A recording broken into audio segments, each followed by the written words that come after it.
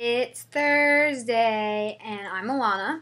And for those of you in Montgomery County, today was the last official day of school, and that's so awesome. I'm so happy and sad. I have mixed feelings. But it's really cool because I'm going to be a senior next year, and so we made these really awesome shirts. We say, get ready, we're taking over, because we're talking about how the world isn't ending in 2012, we're just taking over.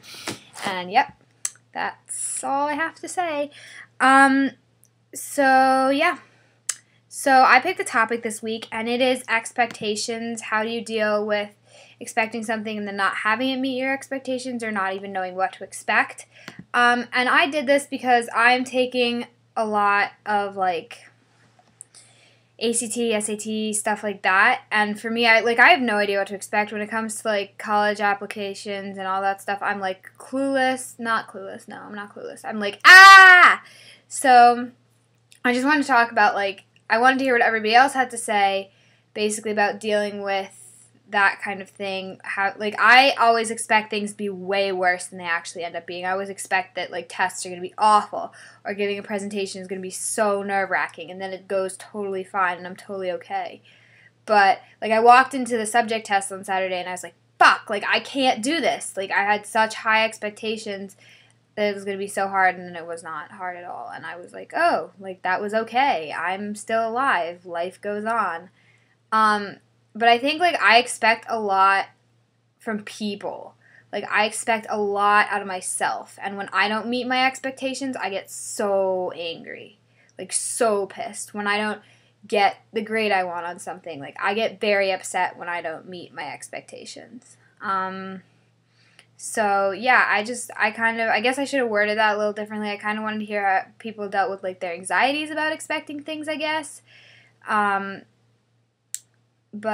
Or how they, what they expected out of other people or relationships or themselves. Because I have very high expectations for myself. That's my biggest problem, is that I expect way too much of myself sometimes. I know I can't do certain things, but I'll be like, I can do it, and I'll try anyway, even though obviously I can't. I know that I can't, but I will convince myself otherwise. Yeah. So that's the topic. And the question is, how do you deal with awkward situations? Tell an awkward story. I'm actually very talented myself at creating awkward situations. So, that's lucky for me because I'll say something or I'll do something that makes it very awkward or uncomfortable for other people that I'm around, which doesn't usually thrill them, but I sometimes think it's hilarious.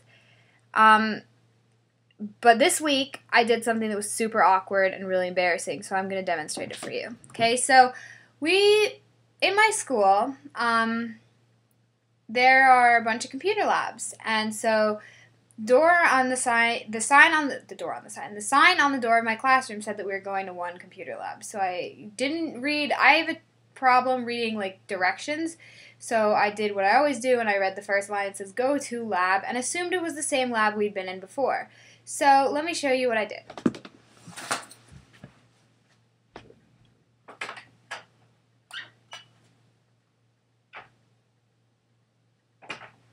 I'm here! And then the teacher, who was not my teacher, and all the students who were luckily my friends, but still look at me and start laughing. And the teacher goes, do you know where you're going? I go, nope! And I turn around and I close the door and I go look for my computer lab.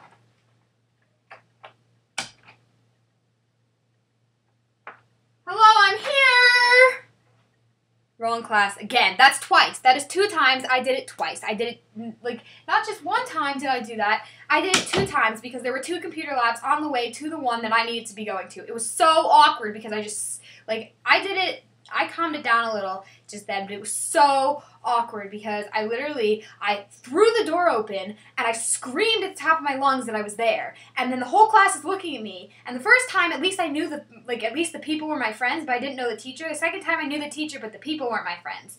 And it was just so awkward because I was like, hello, I'm here. And then it was not my classroom. You'd think I would know the school. I've been there.